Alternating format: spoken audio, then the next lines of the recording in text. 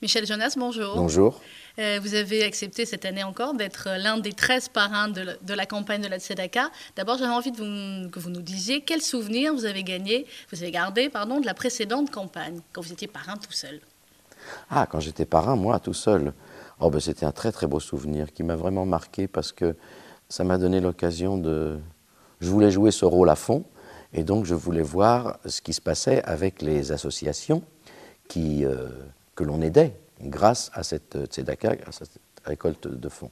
Donc j'ai eu l'occasion d'aller rendre visite à différentes associations et ce qui m'a donné l'occasion de rencontrer des gens vraiment admirables parce que avec une telle énergie et un tel amour pour les autres et un tel besoin d'aider et de servir que voilà, je me suis dit être parrain, c'est vraiment, vous voyez, ça nous renvoie à une grande humilité en fait, voilà.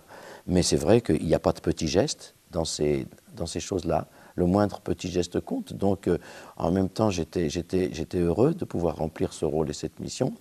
Et en même temps, oui, j'étais fier. J'étais fier. Mais surtout, c'est le fait d'avoir rencontré tous ces gens qui donnent de leur temps et de leurs énergies aux autres qui m'a marqué.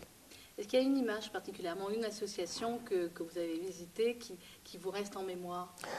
Oui, alors je ne me rappelle plus du nom de cette association qui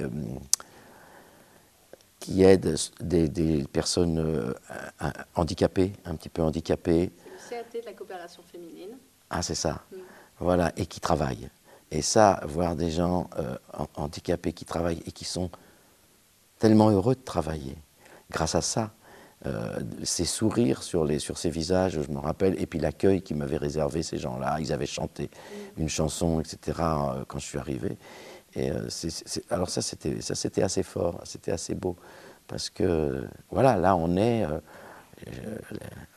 chez les démunis, vraiment. C'est des gens qui sont amoindris par oui, une incapacité, peut-être amoindris physiquement ou mentalement.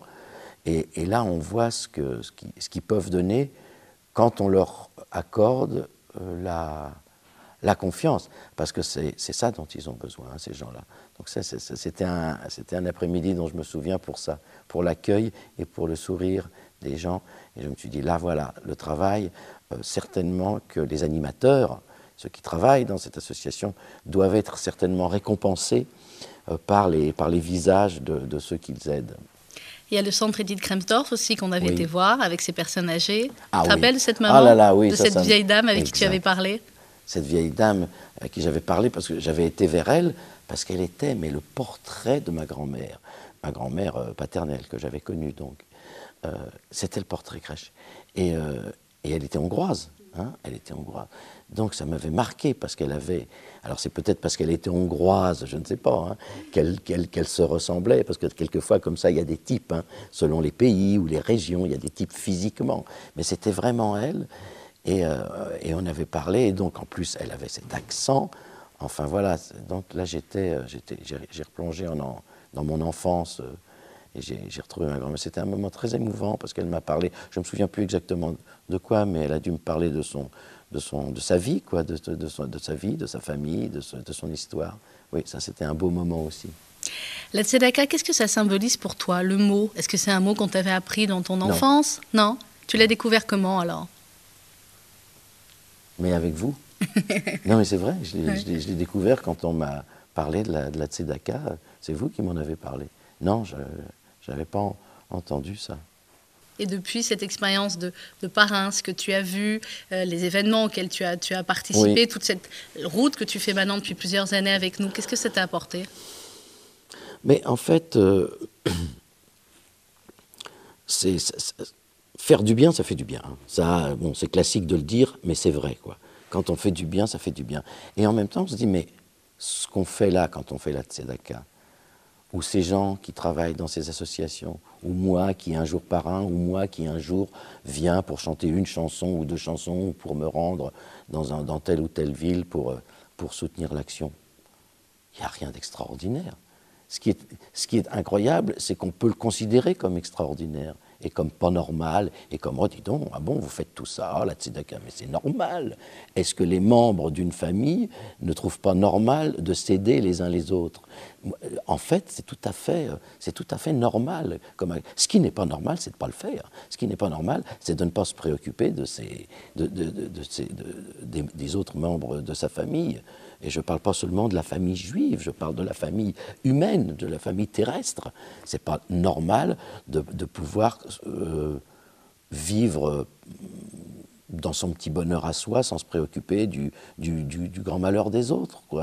Il y a un truc là qui n'est pas normal. Donc la solidarité, c'est des grands mots, mais pour des choses qui coulent de source. Voilà, on ne peut pas tendre la main aux autres, c'est comme si c'était un geste incroyable, etc.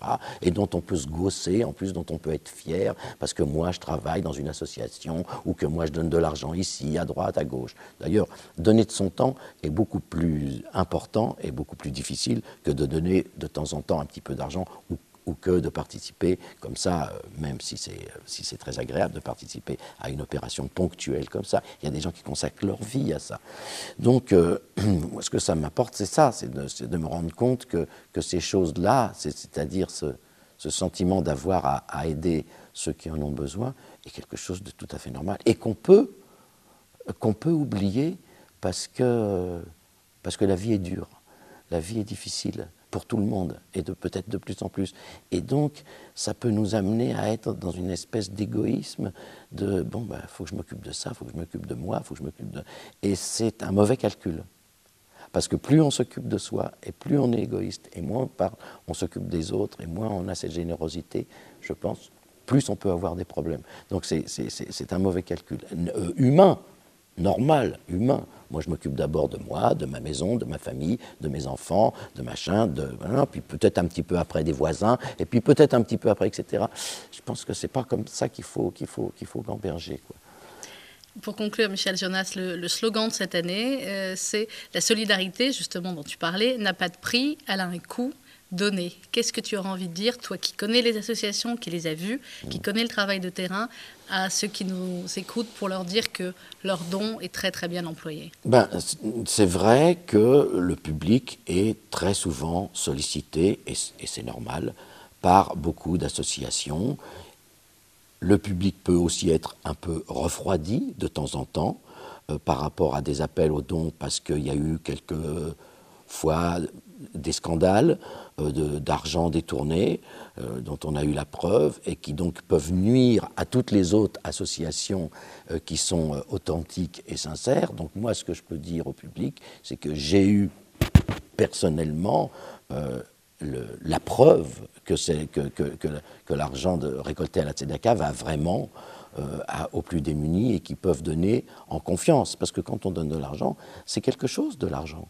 L'argent, je me lève le matin, je vais travailler, j'ai passé du temps, j'ai donné de ma vie, vous voyez, mon cœur a battu pendant toute une journée pour gagner cet argent que je vous donne là.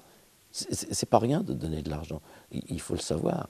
Donc, le minimum, c'est d'avoir cette confiance de, voilà, cet argent que je donne et qui représente quelque chose pour moi. Je veux d'abord qu'on le sache, que ça représente quelque chose pour moi, et je veux être sûr qu'il va être employé, ça me paraît normal, quoi, et à des bonnes fins.